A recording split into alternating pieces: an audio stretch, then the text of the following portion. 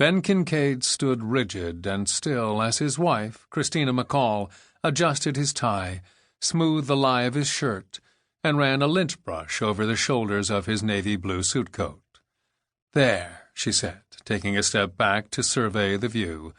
"Now you look like someone who's ready to advise the leader of the free world."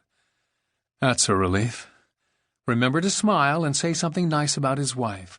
And don't remind him about—" She stopped in mid-sentence. "Wait just a minute."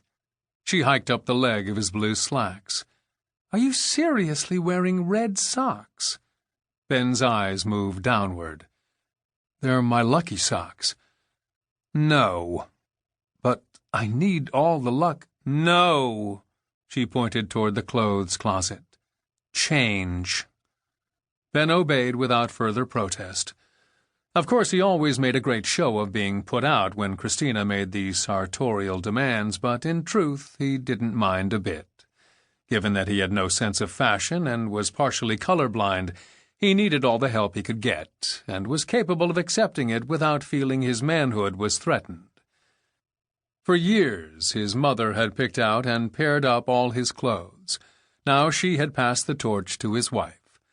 All this meant, he reminded himself as he changed into a pair of blue socks, was that he was a very fortunate man. The irony was that, once upon a time, Christina had been known for her dubious fashion sense, for dressing more like a member of the Sex Pistols than a practicing attorney. All that had changed last year when Ben made his run for a Senate seat. In addition to the 5,000 other consultants they'd consulted, they'd hired a fashion consultant to tell them how to dress for formal functions, casual events, and television appearances. For Christina, it was a road to Damascus experience. Now she had the reputation of being one of the sharpest dressers in Washington. Ben had been asked more than once if she had acquired a fashion degree at some point in her past. With her gorgeous red hair styled in a fetching shoulder-length coif, Ben found her absolutely stunning. Not that he was prejudiced or anything. "That's more like it," she said when he re-emerged.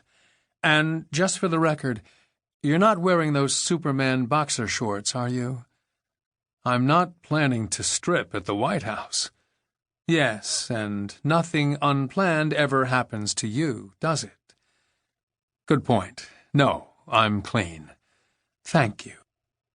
She smiled, and the smile made his spirits soar. Such a beautiful woman. Her face seemed to absolutely glow. Was it all his imagination? She even seemed taller these days, although he supposed that could have something to do with the heels. "Anything else you need, mon cher amour?" "No, I'd better go. Traffic is terrible this time of day. And it still takes half an hour to get cleared to enter the White House." "Still?" "Yep." Ben had been working for almost 2 months now as a member of the president's legal team. Robert Griswold was the official special counsel to the president, but he had a staff of 4 lawyers. After his Senate defeat, Ben had been appointed to fill a temporary vacancy on that staff. Despite the loss, not exactly unusual for a Democrat in Oklahoma, Ben's rankings in popularity polls remained high nationwide as a result of his work during his brief time in the Senate, particularly his work on the controversial Emergency Counsel Bill, which garnered nationwide daily coverage.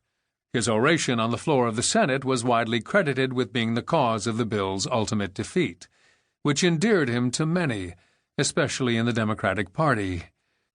Still, he'd been flabbergasted when the newly elected president, Roland Kyler, invited him into the White House. "I want the president to have a chance to read my brief, so I'm out of here." "Did you have Jones proofread it?" "I'm an adult, Christina. And you're the worst speller on earth. Spell check is not enough for you. Email it to Jones now. He'll have it proofed by the time you get to the White House." He raised his chin a bit.